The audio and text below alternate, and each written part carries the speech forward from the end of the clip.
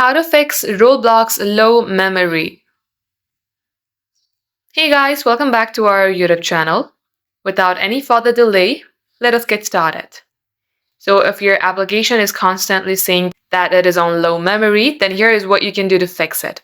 First of all, let's check if our application Roblox is updated or not. To do that, head over to your Play Store. Then here search for Roblox. Now, if this application shows play, then it means it is updated.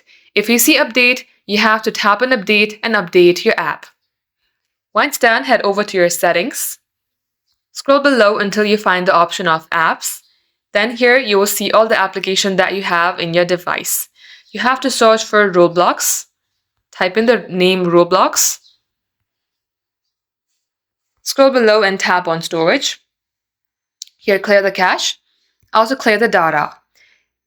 After clearing this application's data, you will delete all of your logged in history from this device. If you'd still like to continue, then you can tap delete.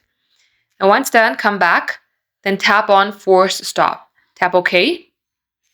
Now once you do so, restart your device and get logged into your Roblox again. Once done, this will definitely fix your problem.